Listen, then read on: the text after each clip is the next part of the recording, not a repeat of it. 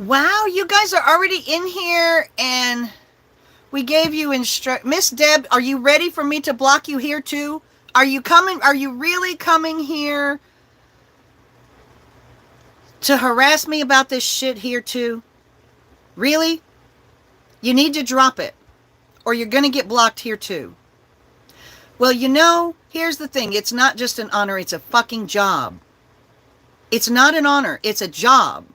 It's helping me. It's not helping me because you're special and you can feel special because you're helping me. It's a fucking important job. And don't come over here to my YouTube live after I just blocked you over there for it and bring it up again. There may be other talents that you have that you can hurt, like alerting people in Discord or other things, or give yourself time, or try to figure out how to do it. Maybe when I get another opening, I can let you come back. But not knowing how to do the job that you badgered me to give you, you asked and asked and asked for me to make you a moderator. So I made you a moderator, and you didn't know how to do the job you asked for. And now you're trying to make me feel guilty because you enjoyed being a moderator who didn't do anything. Stop it. It's not fair to me. Hi, Leslie. Nothing. We're going to have a good live. Now I've got all that shit recorded on my live. Now all that shit is recorded on my live. Thank you, Miss Deb. Again, thank you.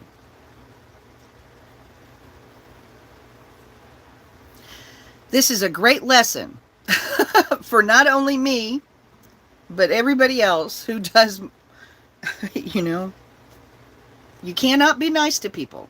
You cannot be nice to people.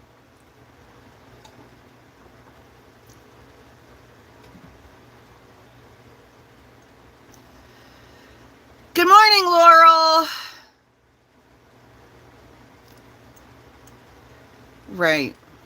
I don't have any moderators on YouTube because I'm not on the For You page on YouTube, and I don't want this kind of fucking drama on YouTube. I really don't want moderator drama on YouTube. And I'm not saying that because of your moderator drama, Laurel. That's fine. That's not what I call moderator drama. Hello, Jacob Wade.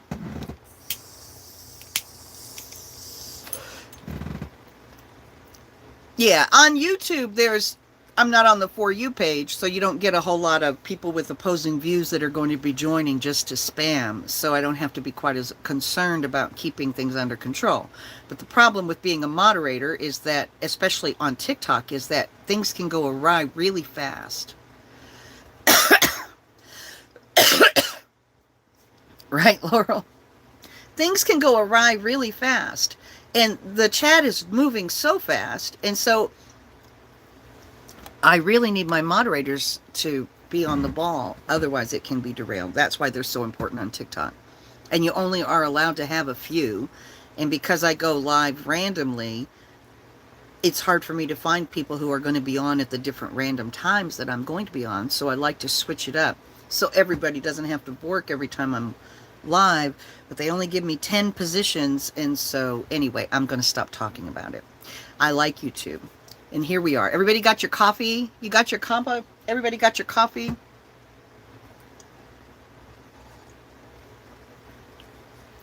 I'm not going to, yes, you're good. I don't want to start grading people on their moderation ability. Yes, Christina, but I'm not sure I only one finger type because I'm on my cell phone. So it's hard for me to type a long response because I one finger type on my cell phone. But I can, it's butterhag@gmail.com.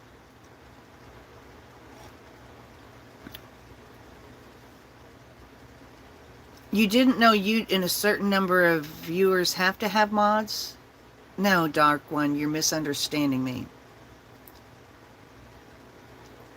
YouTube does not have a mod limit that I'm aware of. I'm not talking about moderators on YouTube. I don't have any moderators for my lives on YouTube. We are talking about what just happened. Still, 5 minutes into my live, we are talking about what just happened on TikTok. TikTok, you are only allowed to have 10 moderators total in your account.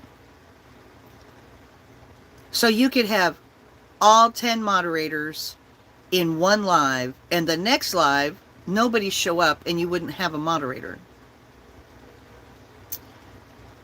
And you can't add a moderator as someone who happens to be in the chat because you are at your moderator level, max level for moderators. So that's the difference. That is the difference between TikTok moderators and YouTube moderators. And I can't add more moderators, so if I am in a live that doesn't have any moderators, I'm in trouble because you get to your limit of 10 and you can't add more. So you need to be selective on YouTube who you promote to be a moderator because you really need them, especially in a big account like mine. You know, I have so many people in there when someone is a moderator, and so that's that.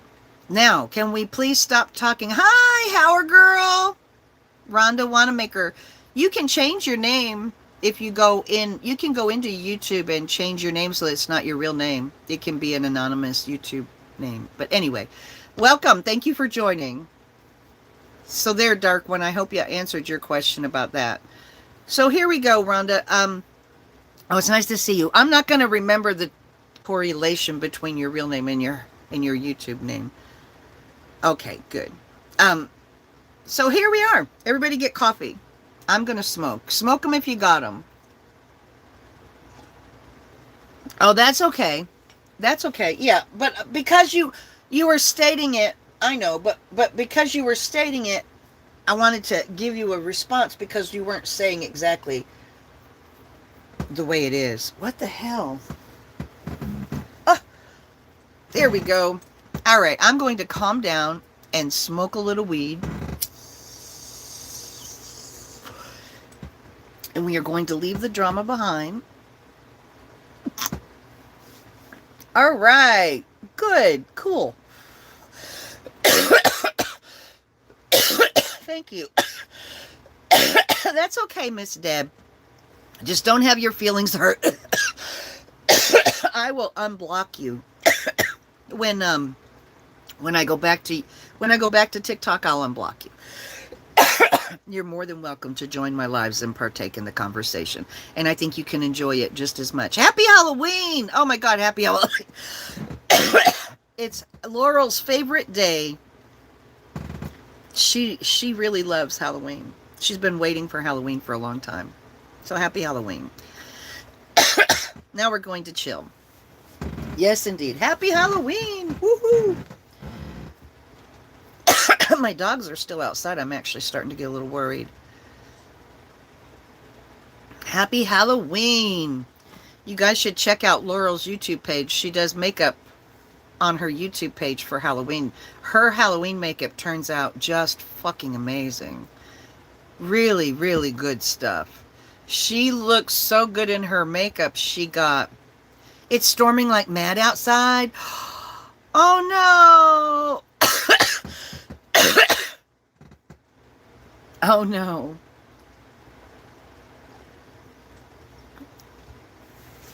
She does really good.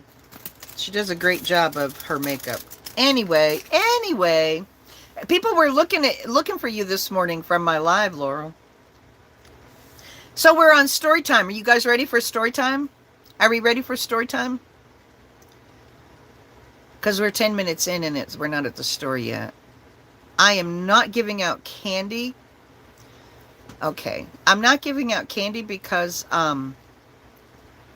hey, Heather, nice to see you, sweetheart. Bored as fuck on TikTok. Nice to see you. Okay, so where we left off, I was in Norfolk, Virginia, and hanging out with my runaway friends and my hooligans, and we met these guys. Hello, TikTok Nana. TikTok Nana in the bus. Hello, welcome. So I'm 15 years old and I'm in Norfolk, Virginia, and I think I am my own boss 100%, right? because my sister isn't able to control me. I think everyone is going to have a good morning too, Jacob. I hope everyone is going to have a good morning too, Jacob. So where was I? Oh, so we're hanging out in Norfolk and meet these guys that have a car. And we tell them that my friend wants to run away. And there's 3 of us girls. And the guys say, like, my friend wants to run away. Two of my friends wanted to run away, right? And we meet these guys that want to help them run away. And they have a car. And, I mean, we're so crazy because we don't even know these guys, all right? Teenagers, oh my God. So we decide that we're going to run away. And the guys decide, I wasn't going to run away. They were going to run away. And the guys decide that they didn't want my friend that wanted to run away. They wanted me and my other friend to run away. And I said, okay. I really fucking did. I said, okay, I'll go. I'm going to go. And I'll never forget the look on my friend's face that really wanted to run away because her dad was beating her. Because, you know, I mean, I was just a kid, but the look on her face was like, okay. And I remember her saying,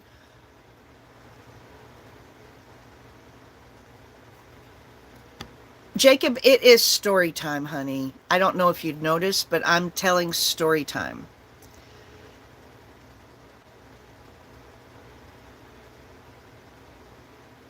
And now you just distract me. Oh, God. Ugh, I got to get better at this without people annoying me. All right, so stop telling us. Anyway, okay, good, Deb. I'm glad you're better now. I'm so glad you feel better. Okay. Everybody's back. Everybody's better. Good morning. Good morning. Good morning, Libaloo.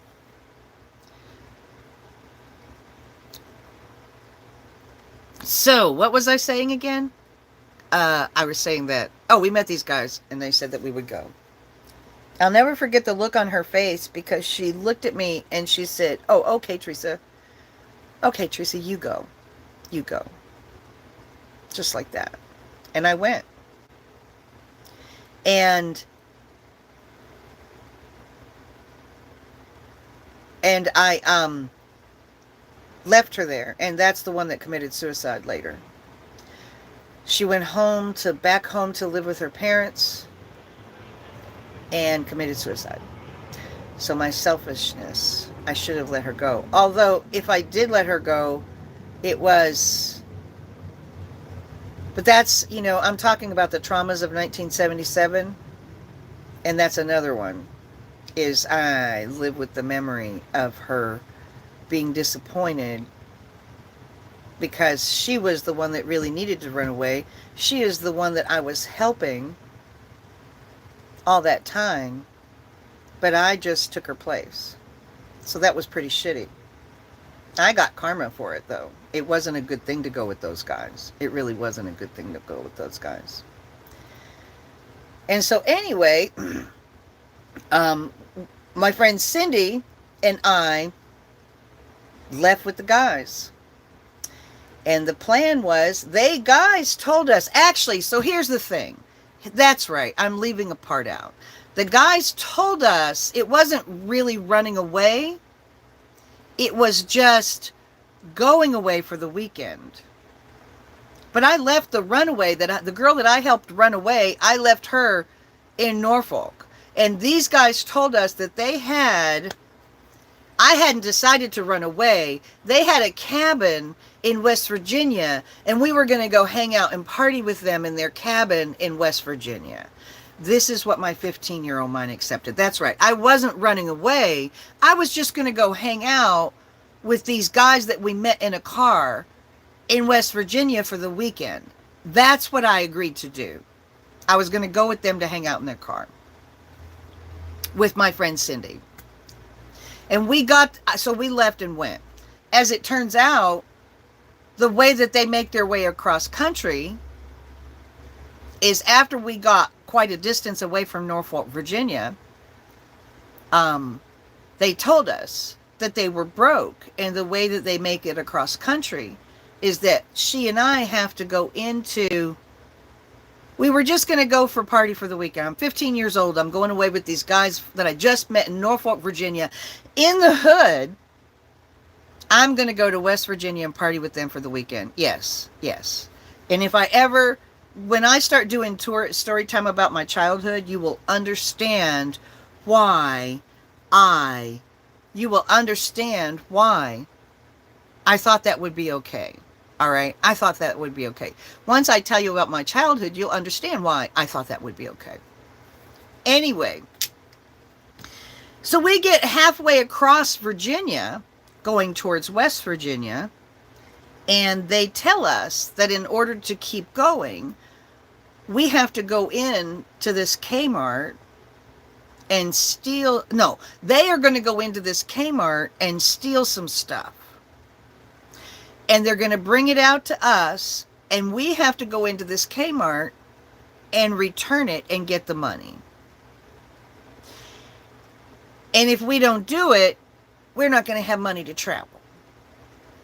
That's what they tell us when we get so far away from Norfolk that we can't get back, and we're dependent on them. They're going to go into this store and steal some shit, and we're going to take it in and exchange it. And we're going to go look in the phone book for a name, because back then phone booths were just hanging on the wall. Phone booths were hanging on the wall, and addresses and names were in the list of the book that hung from the phone booth. So we went into the phone booth and tore a page out and memorized a name and an address, because you had to fill out a name and an address. So we needed a local name and address and phone number to give them as exchanging. So we would take the page from the phone book, memorize the names, and the guys went in and stole some shit and gave it to us, and we exchanged it and got the money.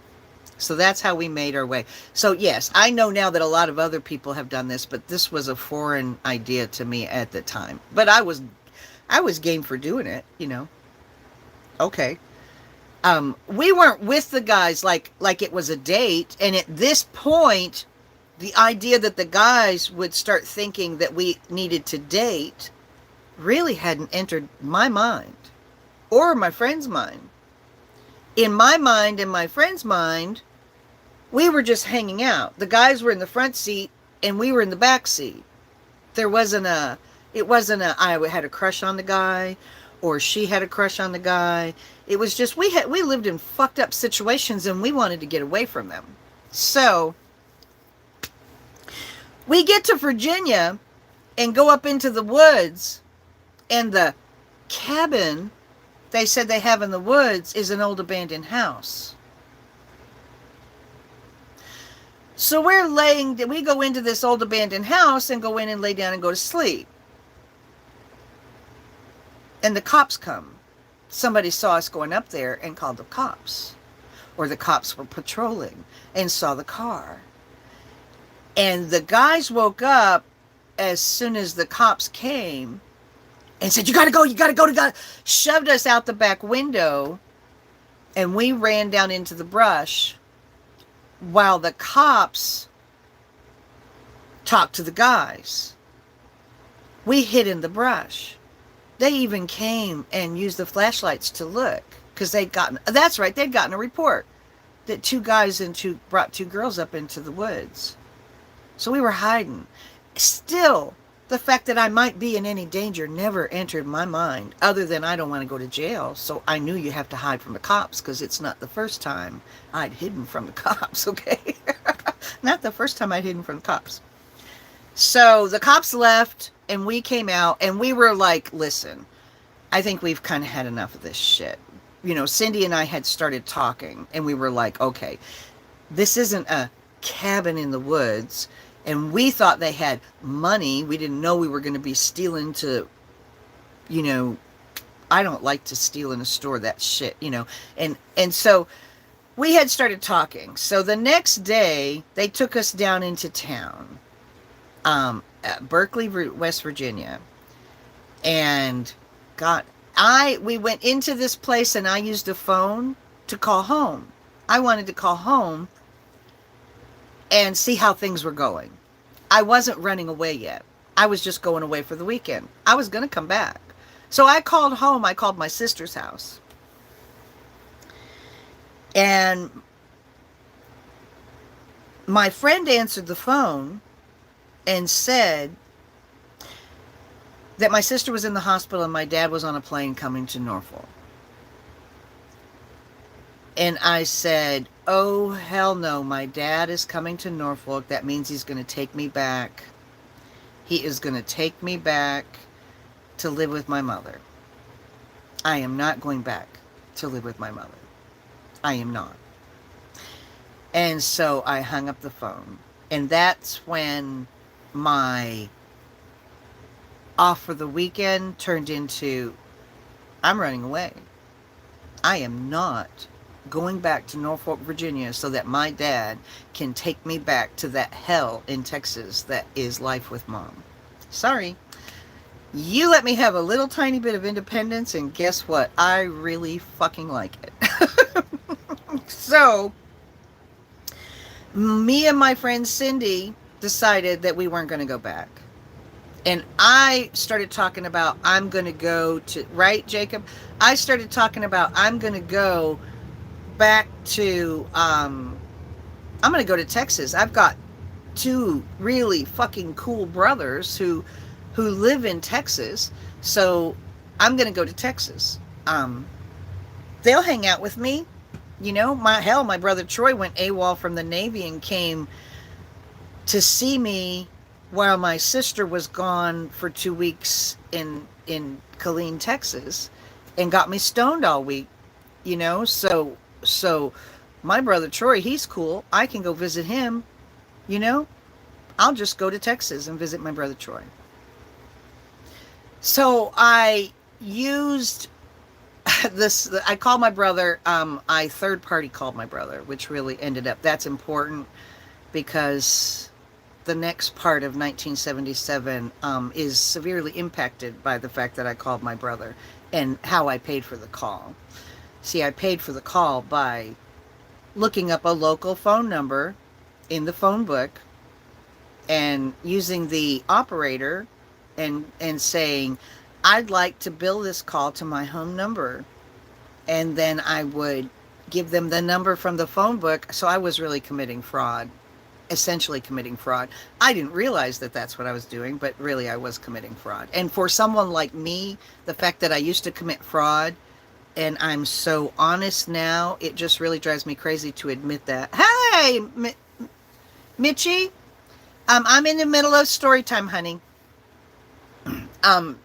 And I just lost my train of thought.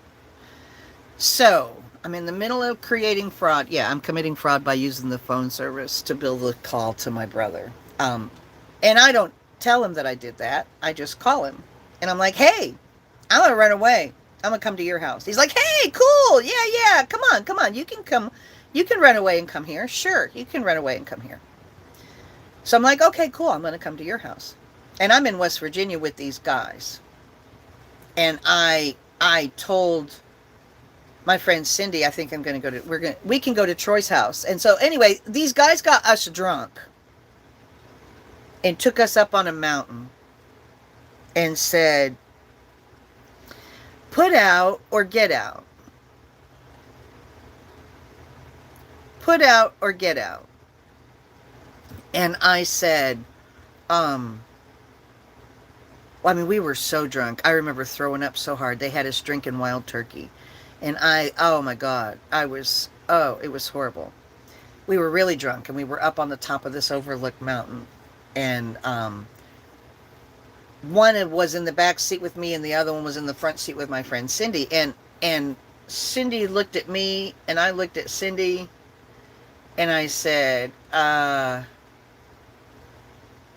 we'll get out. Take us to the highway to Texas. We were drunk. Oh, we were so drunk.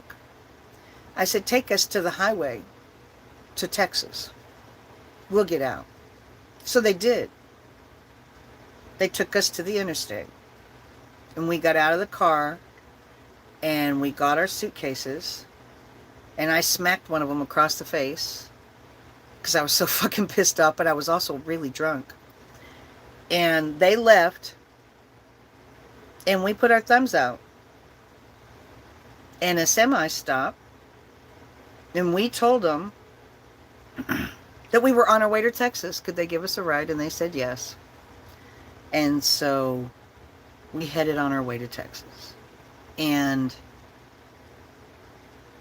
yeah, we were talking to them, and Cindy and I had decided that our story was that we were married and that our husbands had abandoned us.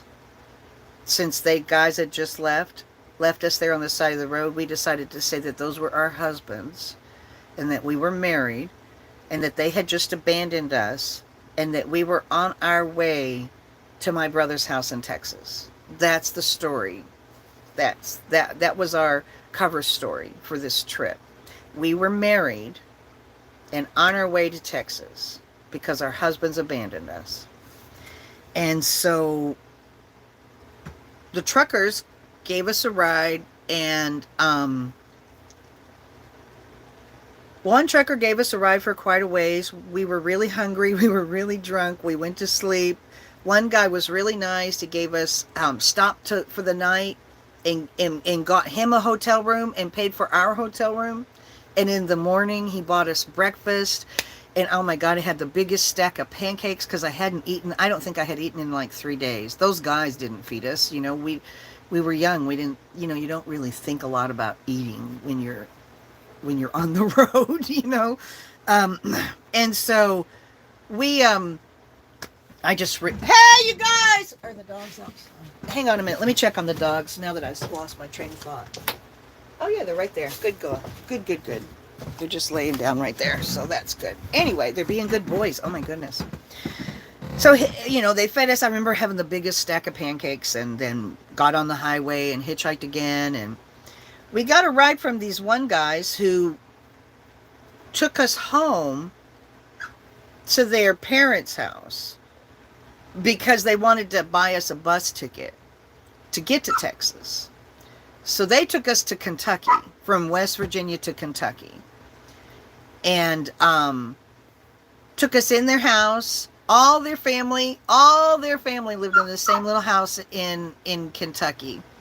They were really nice people. They were really flawed, but they were really nice to have taken us in. Hang on a second, my dog is crying to get in now. Are you muddy? Do you need a bath? Are you muddy? No, you're not too bad. All right, come on. Come on. Good boys. Come on. Come on. Come on, fatso. Come on, fatty 2x4. Come on. I got to go back to be online. So hurry up. Go on. Get somewhere. Get somewhere. Go on. Get somewhere. Go get somewhere. All right. So, we're in Kentucky. Now, you have to remember, I was the kind of kid at the time, I was down to take any drugs somebody offered me. I really was. Anything that altered my reality, I was okay with. So, we're at this place. My friend Cindy and I are in the bathroom, and we're going through the medicine cabinet, and we found like a little treasure trove of Valium. So we were having fun while we were waiting. They said that they were going to wait until somebody gets their check. Somebody was waiting on their check, their monthly check to, I guess they were getting Social Security or disability. They wanted to help us get to Texas. And meanwhile, we're taking their Valium. We were horrible kids. And so we stayed there for a few days waiting for them to get their check. If you can wait till I get my check, I will buy you a ticket. And then one night, one of the old people got taken out for DTs in the middle of the night. And that kind of freaked us out. One of the old people that were in the room that we were sleeping in. And so that kind of freaked us out. So we decided, okay, we've really had enough of this. We need to go. We need to go. We're not going to stay here anymore. Okay, we waited long enough. So we told them we needed to go. So they scraped together enough money to take us to the bus station in Lexington. And they bought us a ticket that would take us to Knoxville, Tennessee. That's all they could afford money to. It was so sweet of them. It was so very sweet of them. And I have always, in addition to feeling guilty about my friend who ended up committing suicide in Norfolk because I took her place on that trip, I have always worried that I took those people's Valium from their medicine cabinet. I have always felt guilty about that. So anyway, they take us to the bus station in Lexington, Kentucky, and drop us off, buy us a ticket, and leave us there. And as soon as they leave, we're like, okay, we don't have any money. We don't have any food. All we have is these bus tickets to Lexington. We should sell these bus tickets back to the bus station and then hitchhike the rest of the way. I mean, when we get to Lexington, we're going to be starving and just in Lexington, at least if we sell these tickets. So we sold the tickets back and we went outside the bus station and made some hobo friends. And so the hobo friends had muscle relaxers that they gave us. And it was crazy. It was really, really crazy. But they ended up taking us out to the highway. I said, they showed us the way to get to the highway in order to get to Texas. I didn't have a map or anything. I was just telling people, I need to know where the highway is to get to Texas. And so they said that they would help us get to Texas. And they also had these weird muscle relaxers things. So I took them and we went to the highway. We got to the highway. A guy stopped and said,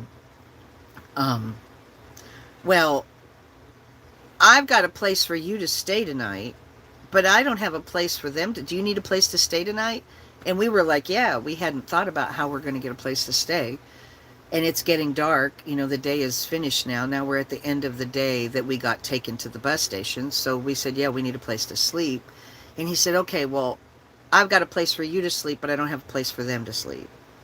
So we told those guys to wait for us under the overpass that was right there on the highway. You wait for us there and we'll be back. And so we go with this guy and we've taken these muscle relaxers that those other guys gave us, right? So we're in this car and we start drinking and I passed out in the back seat. I don't know what my friend Cindy did. She was in the front seat. I passed out. And when I woke up, the car had driven through a white picket fence and we were in the middle of somebody's yard. And a cop was shining his flashlight into my eyes. I was like, holy shit, what the hell? And right now telling you the story and looking back on it, it was the muscle relaxers that I took from anyway. I'm yelling at the cop, get that flashlight out of my eyes. What the hell, and somehow the guy who was driving the car talked his way out of it.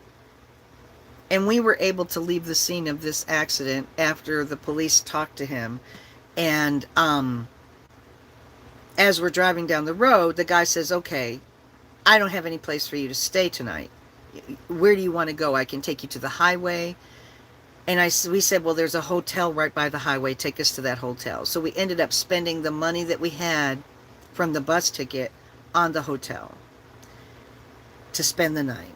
So we spend the night, and the next morning we just go out to the highway and leave. We don't try to go find those guys. So the guys that gave us the muscle relaxers and helped us get to the highway, we just abandoned them. We never went back. And we start hitchhiking. Get picked up by a van, who also already has a hitchhiker in his van, who has a big duffel bag. Long-haired guy, has a duffel bag. We get in his van. He's got a joint. We're like so happy. We pass the joint around. We get high. And he takes us to Knoxville, Tennessee. And drops us off. And so the cool hitchhiker guy is like, okay, I'll hitchhike with you. He was going kind of the same way that we were. So we decided we were going to hitchhike together. And the next person that picked us up was a semi. And he didn't have room for our suitcases inside his truck. Oh, Cindy and I each had a suitcase. We had suitcases. He didn't have room for the suitcases inside his truck. And so we, oh,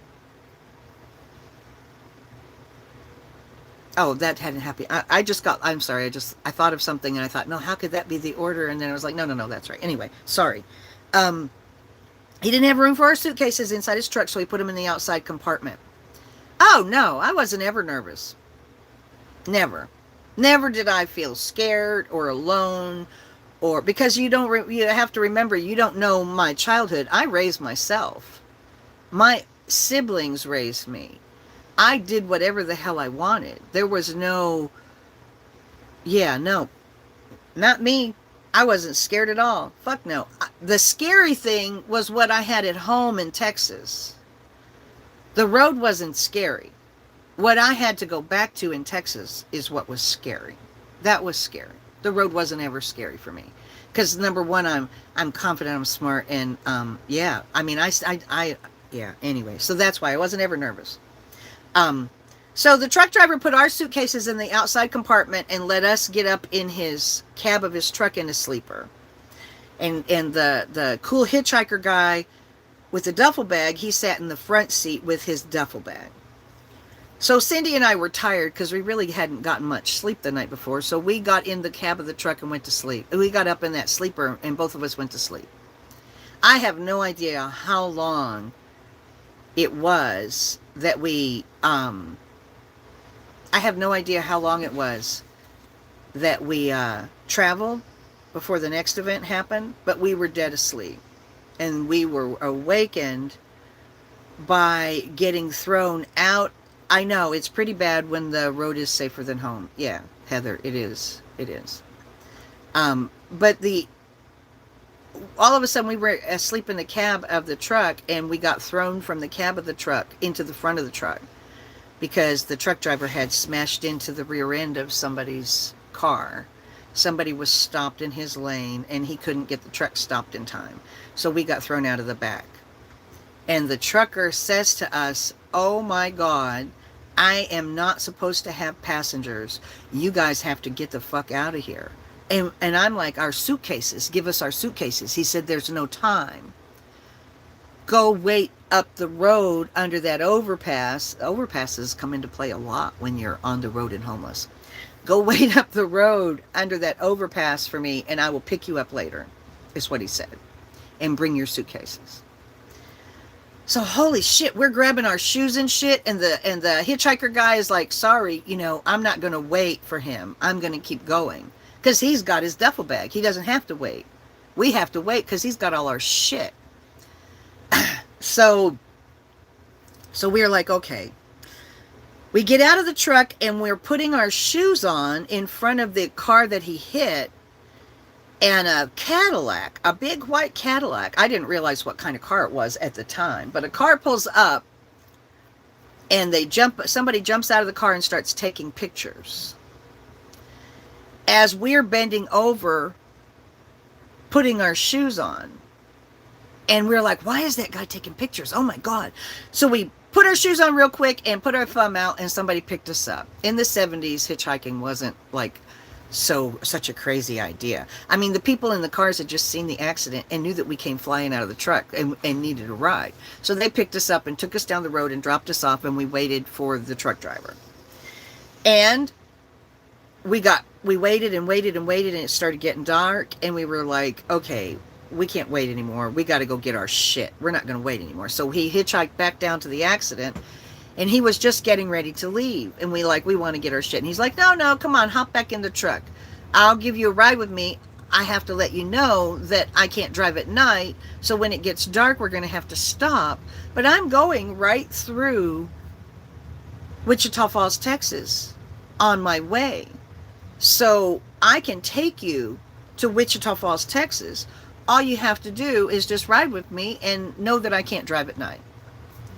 And we were like, okay, we'll ride with you. Then we spent the night. The first night he made us sleep in the front in the seats, and he slept in the sleeper, which makes perfect sense, but it annoyed the fuck out of these selfish teenage girls who were making their way across the country. In addition to that, another thing he did that made us mad was he went in and got food and ate it in front of us and didn't even let us like lick the fucking wrapper, and we were starving. So that annoyed us. But anyway, we slept in the front seats and he slept in the back. I mean, he needed to drive. That was his job, but we were, anyway.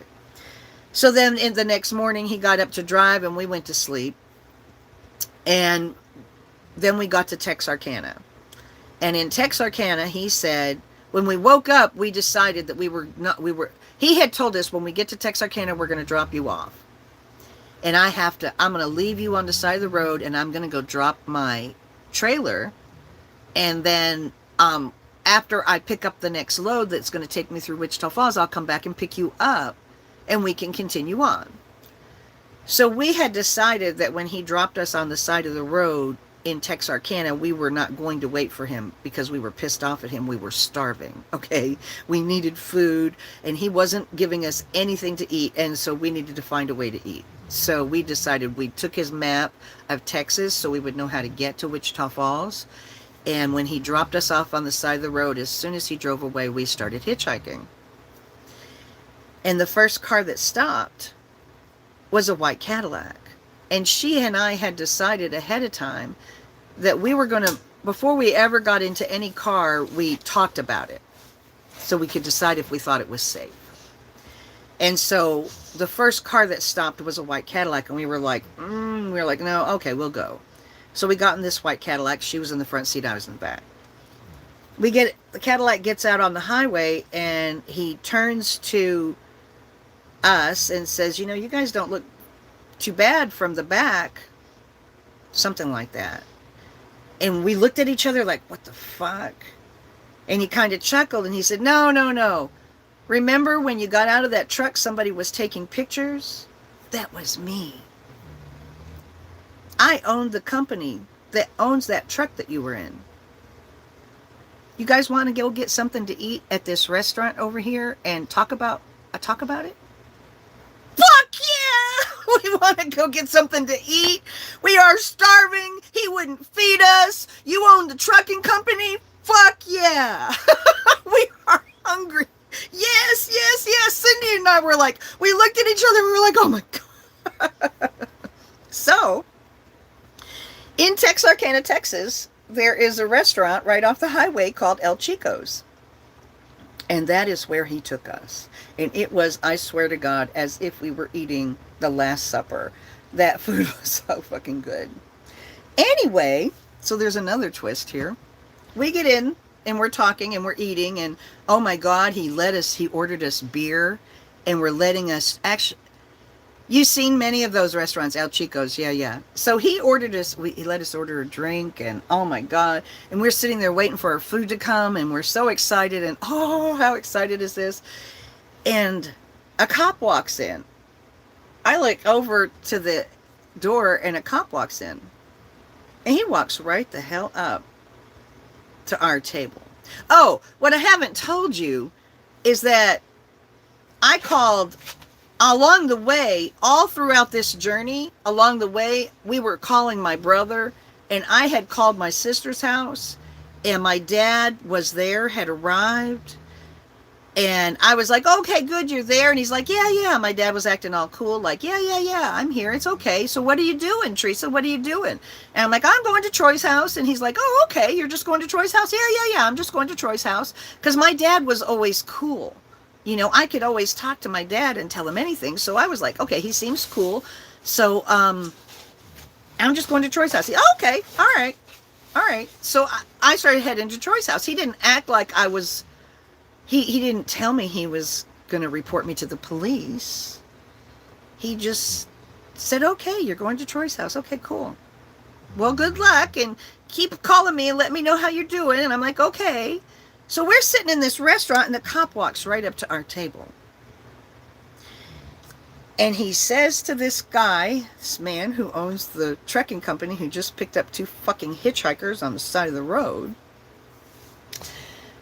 "Excuse me, sir, are you with these ladies? Do you know these ladies?" And he said, no. I just gave them a ride. And I'm sorry, I'm in the middle of story time, Bolo. Anyway, so no, I just gave him a ride. And I said, "No, we're just traveling." He said, "Well, I got a call about 2 runaways who just got picked up hitchhiking in a white Cadillac."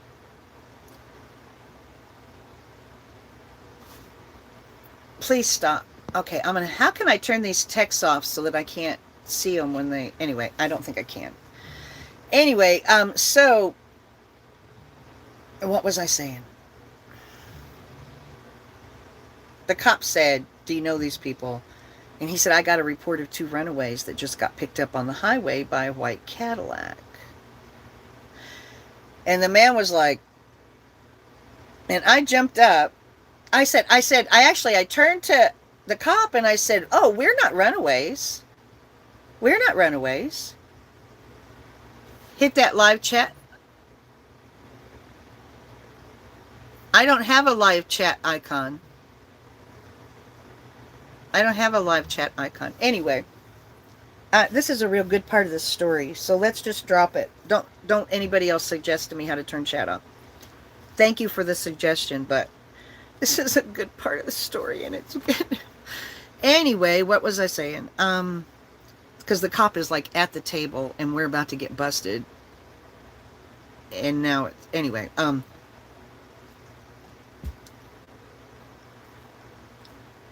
I said, "Oh, we're not runaways," because my dad didn't tell me he had turned me in as a runaway.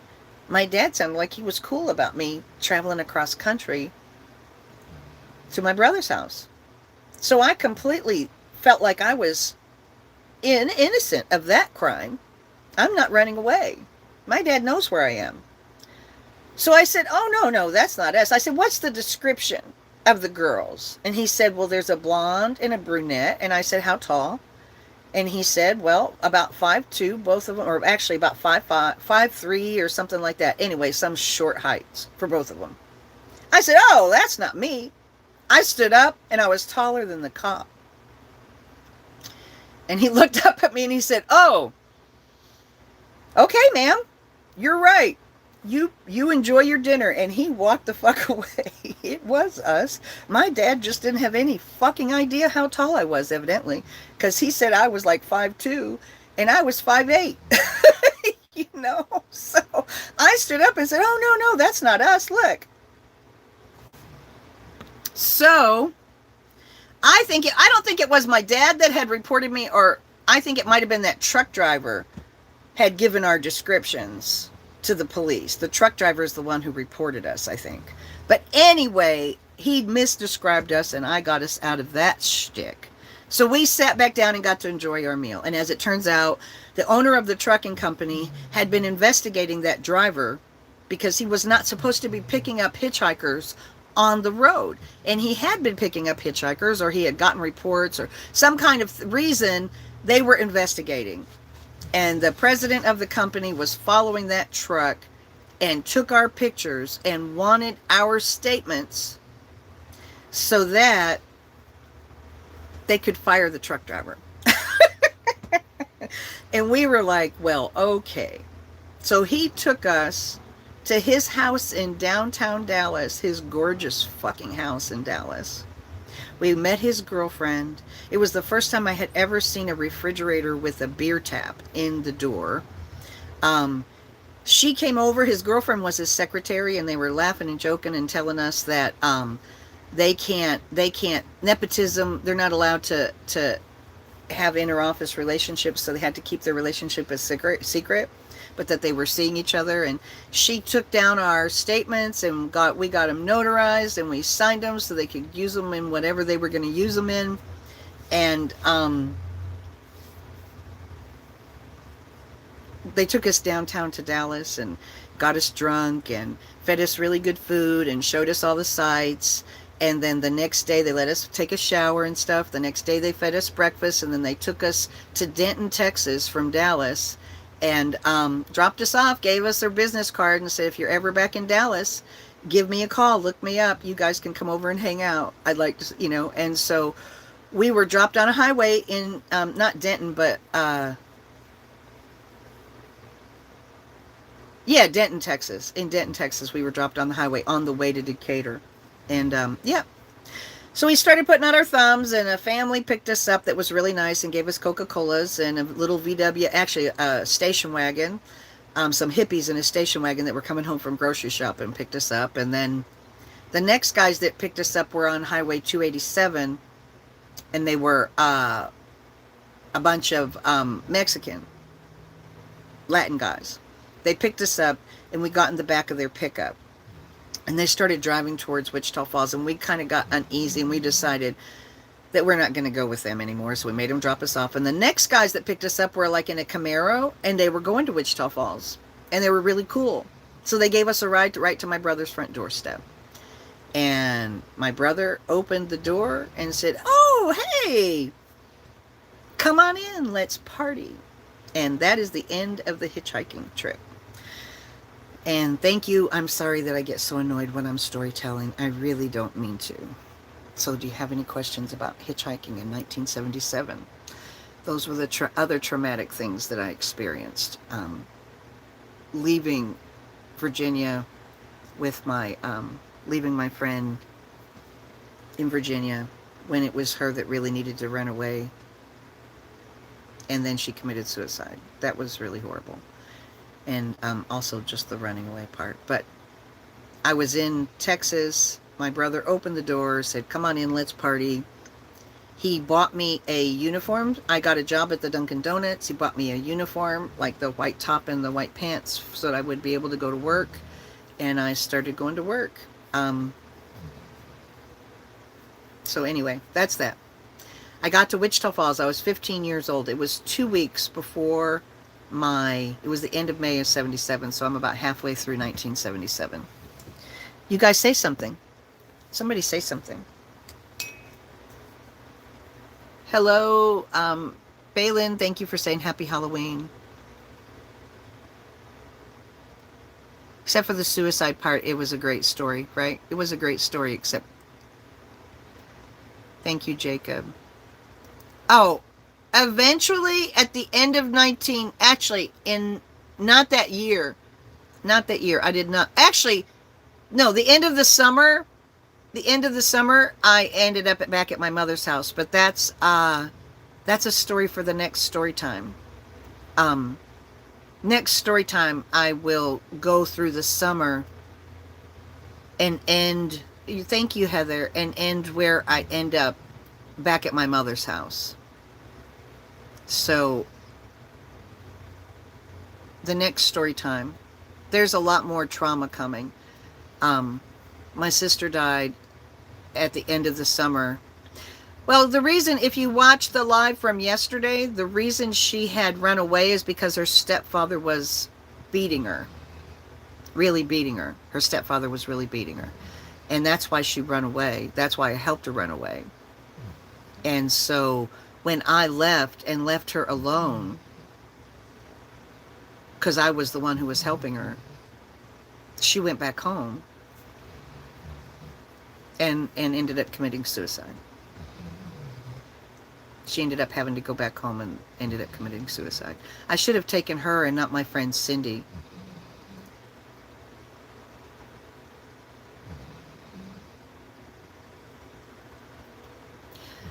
Well, I mean, I think that my family certainly judges me for the decisions I made when I was 15, so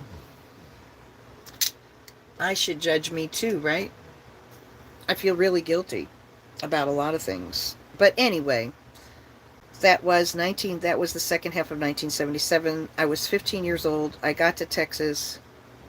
My brother opened the door and said, come on in, let's party. He bought me a Quaalude and a 6-pack of Coors for my birthday.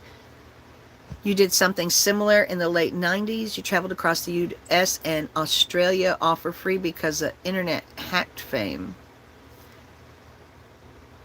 I did a lot of AA jumping, and my friends called me a prostitute because of it. What is AA jumping? And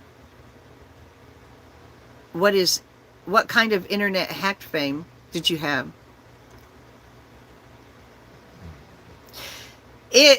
I think it would be just as safe now as it was then, but no, it's not safe now. There's too many crazies. That's right. We have overpopulated the earth, and so now we have a big percentage of crazies. Yeah. Yeah, but you get why the guilt is there, right? And as it turns out, my friend Cindy, the one who did go with me, was a real waste of space as far as really wanting. See, those of us that really needed to be out on our own, we would do whatever it took to survive being out on our own, because the alternative was so bad. Living with my mother was horrible. But those who really don't have a reason to run away, as soon as things get a little difficult, they're going to buckle. And that's what Cindy did. Cindy had no business being out on her own. She needed to be home with her parents. She wasn't abused at home. She was a spoiled brat. But the other girl really needed to go, just like I did. And it was just time for me to be out on my own. All of my siblings left home at 15 years old. Every single one of us. And some of us started leaving home earlier than that. And we just made it final when we were 15. Nobody in my household graduated from high school or even got close. Actually, I think my sister quit school in the middle of her senior year. She quit school in the middle of her senior year. So anyway, that's that. That was kind of a boring story. I mean, there's a lot of people who have worse things. Looking back, are you glad you left when you did? Any regrets? Left home when I did? No, yeah, I'm glad I left home when I did. I mean, there was a reason I was a stoner and getting into trouble. And it wasn't because I had good support at home. I had no support at home. I'm glad you enjoyed it, Lisa. My cousin's kid just hitchhiked from Oregon to Colorado. Not too far, but it was 2 years ago. He met some cool cats. But you were worried. Yeah, I mean, I see people hitchhiking. I think it's okay to hitchhike now. I would hitchhike if I had to. But it's hard. I mean, it's a hard life. It's a hard thing to do. But you meet so many interesting characters. You're right. And I see people who are just traveling that way by choice. You know, they have good backpacks and they have good shoes and they carry rations so that they always have some kind of nutrients with them, and they know how to live off the land if they have to. And those people travel all the time. And that is absolutely a valid way of living. It really is. I couldn't do it because I'm too old and fat right now, but if a young person does it, there's still lots of people who hitchhike. They have made me strong. He had a knife just in case. Yeah, we didn't have anything. We didn't. There's no reason why we should have survived, especially those parts where I was so high on substances. There's no reason why we should have survived. I know the reason I survived is because I had white privilege. A black person wouldn't have been able to do that in 1977. I really don't see how they would have been able to do that. I don't know.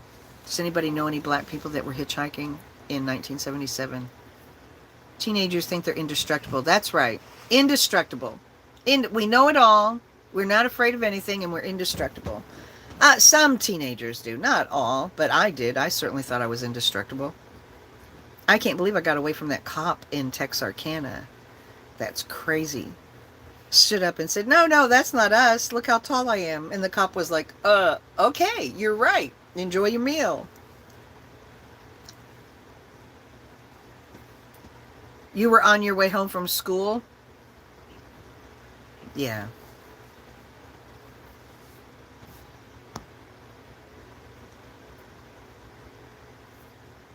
Oh, wow. I was hacking websites and chat rooms and stuff. A lot of times, due to my first victim was rapper Ja Rule, so my name Armageddon in certain circles. I would hack and make money.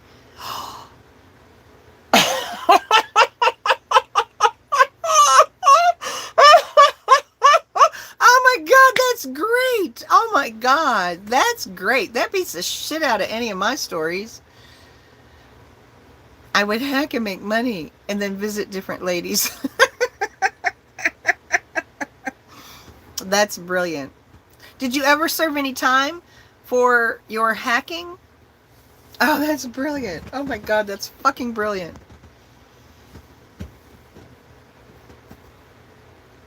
You hitched with a friend in 8th grade to school?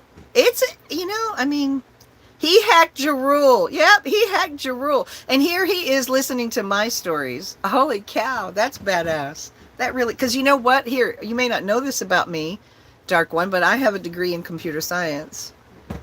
So, I would like to hear your stories. I think they would be fascinating. Ja Rule, you hacked Ja Rule. That's crazy. That is great. It wasn't so hard to hack back in the 90s, though. I hacked my university and used it. I created a website called the Campus Eye and put some form fields in there. And this was in the 90s. Put form fields in the website so people could vote for their favorite professor and give grades. I actually provided a website for the university to vote for their favorite professor or their worst grade. Your professor is what you did. Like, you would give them a grade, and all the grades for professors were viewable to other students. And I hacked and got everybody's emails off the university server and sent emails to the entire. Well, it's not like it's not impossible today, but it was a lot fucking easier back then. I hacked their website, got everybody in the university's emails, and sent my new Campus Eye website to all of the university. And I had already graded all of my professors. I know somebody who was in the office of my most hated math professor when he opened that email and went to that website and read his review that I left, knowing that that email had been sent to the entire campus. And the review that I left him was, he is too busy working on his thesis and chasing skirts to help students who really need help. And they were in the room when he got it, and they said that they thought he was going to have a fucking heart attack, and that made it so worth it. So fucking worth it. That was really an amazing thing to have done in the 90s, okay? That was an amazing thing to have done in the 90s, all right? That is when all of my computer science professors knew I was in the right major.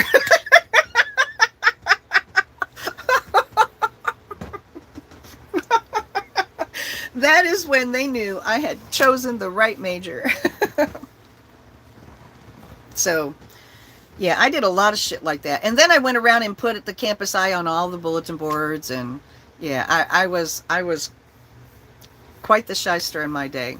That is why when I graduated university, I was the only one in my graduating class that had 3 job offers from Lockheed Martin and a moving truck waiting to go pack my shit in Wichita Falls, Texas, and move me to Washington, D.C.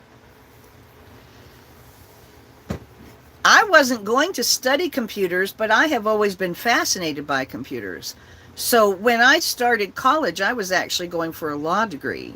I wanted to be an attorney. And computers were just my hobby.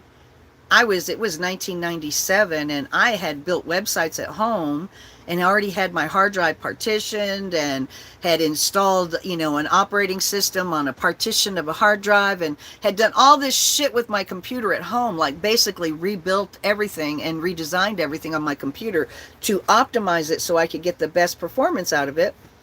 But I wasn't studying computer science when I went to college. I was studying political science because I wanted to be a lawyer. And the first semester I took an introduction, a core, you have this core curriculum that everybody has to take. And one of the core curriculum classes was introductions to computers. And it was in 1977. And so I knew that I would ace that one easy. And I was really afraid of the first math class. So I took introduction to computers because it would be such a no-brainer for me. And I took, I was in remedial fucking math because I couldn't add fractions because I'd never gone back to school after the 10th grade. And I never knew how to add fractions when I was in the 10th grade. And I got into that introduction to computer science course and was acing every single test. And I'm a woman who was 30 years old. And the professor was a doctor of computer science who had graduated from Notre Dame. And it was actually the very first classroom as a class that he was teaching as a doctor of computer science after graduating with his doctorate. And to see a middle-aged, 30-something, I was 36 years old, female, acing his computer science class, he was like, come over here. Come over to the computer science building. Why don't you come over to the computer science building? We would like to talk to you over at the computer science building if you would like to do that. And I said, okay. So I went to the computer science building, and the computer science people started courting me. And they told me I could use their building to do my homework in, and because it's a quiet place to study. Pascal is the first language I learned on. Pascal is the first language I learned on. They didn't start teaching CS1 in C++ until the following year. I was a freshman, and so my CS1 was Pascal. The very next year, C++ became CS1 and 2. So I learned how to do recursion in Pascal. I fucking hate Pascal. Pascal, learning how to code on Pascal, oh my God, you deserve a special medal, okay? And to have to do Pascal at the same time you're learning assembly language programming, at the same time you're learning how to add fractions, which is what I did my second semester in college. Oh my God, I must have been insane, but I did it. Yes, I did it. But anyway, so at the same time, the computer science department was trying to get me to change my major. BASIC came along at the same time that C++. I don't know about BASIC A. I am not sure about BASIC A. I know that BASIC came, and it didn't make it into the computer science curriculum because it was what you see is what you get interface. It was a drag and drop interface. So that went to more the people who were studying for associate's degrees or lesser science degrees were learning how to code on BASIC, when I was learning how to code on Pascal and assembly, and they wouldn't let us use BASIC because BASIC was drag and drop. And we were learning how to actually do the machine level code. That's what you have to do when you study computer science. You have to study the machine level theory and code, and BASIC. You drive people crazy with BASIC or Pascal? You never made it to C++? Yeah, I never made it to C++, but what I did to learn C++, because I knew that it was the new thing up and coming, I knew that Pascal wasn't going to get me shit in the workplace. So when I got into my junior year, I got a job as a tutor in the computer science lab because the CS1 and 2 kids were studying C++. And I thought if I could help them with their homework on C++, I could get some experience with C++. So that's the only C++ I did, was tutoring in the computer science lab for the computer science department. The university paid somebody to sit in the lab and help people who were learning how to use computers. And so I would sit in the room and do my homework. And when somebody had trouble with C++, I would help them with their homework. And that's how I learned C++ and got experience. That really helped me a lot. Java was an elective at the time. I think that they should have adopted Java as an option for CS1 because Java was a much more mainstream language. I had to, in order to get Java experience, I had to talk people in my upper level classes that were doing like group projects to do where we could pick our own language. I had to talk them into picking Java in order to do our projects because I wanted to get experience with Java. So I said, let's do it in Java. Let's do it in Java. I want experience with Java. And they were like, no, no, no, we don't know how to do Java. What the fuck do you mean? And I said, but look at this. And I did a Google search for what Java jobs were paying and showed them the list. Looky here. Look how much money you can make making Java right now. And they were like, fucking A, we need to write this in Java. Yeah, Java's the way to go. Java's the way to go. Because they were hiring people right out of college, 80 grand if you knew how to write Java. So we did our senior projects and junior projects in Java just to get the experience that way. But we had to write in code like Lisp. I fucking enjoyed Lisp. Lisp is a translated language. I liked artificial intelligence once we really got into it. I did all of my upper level homework. You always got a homework assignment that I work at an insurance company and used to program Christmas carols in BASIC. And I changed my screensaver to do a black background and have the computer loop the carols while you were at lunch. Oh, that's badass. Oh yeah, you've got a good brain for coding. That's so cool. The first coding I ever did was, and there was DOS, no Windows, right? The first coding I ever did is I got a job in 1989 working as an office manager in Waldorf, Maryland. And I didn't know how to type or be an office manager, but I applied for the job. And because I was cute and carried a briefcase and wore a suit to the interview, I got hired. I didn't know how to type. And what I didn't realize when I took the job is that you have to type on 5 or 6 copies. Like you have to type through 5 or 6 layers of paper. And you can't make mistakes on those purchase orders. Oh, office managers have to type purchase orders that are carbon copied. And you have to type them. And if you make a mistake, you have to throw the purchase order away. And I was throwing a bunch of purchase orders away. And my manager said, well, this computer we just installed has WordPerfect. And I think we've got all the books and manuals. I think you can look through this WordPerfect manual and figure out how to make these advanced codes do a form so that you can use the dot matrix printer to print the purchase orders and just fill in the blank on the computer and send it to the dot matrix. And I was like, oh, that sounds so fucking cool. I was like, I don't know. I think I was 27 or 28. I think I was 28. I was like, oh my God, really? And holy shit, I spent hours and hours and hours buried inside that WordPerfect program, figuring out how to use those advanced codes. And I want to tell you, that's not an easy thing to do if anybody knows anything about WordPerfect. So I used those advanced codes and created a form. So all I had to do was fill in the blanks and send it to the purchase order, and it would print it on the dot matrix printer. And there you go. I mean, but I didn't have any idea how to be. And I taught myself how to type because I took the computer program home and put it on my brother's laptop. And my sister-in-law was an was a professional secretary. She'd gone to school to do that. And I used to sit at night when I would go home. I would just sit with my fingers on the keyboard and practice using her school books, how to type repeatedly. And so that's how I learned how to 10-finger type. And eventually I got to be really good at being the office manager. But I was a hustler. I have always been a hustler. But yeah, that's the first time I ever wrote code. And you had to boot those computers by floppy disk, 5.5-inch floppy disk. Okay, we had to boot it with a floppy disk.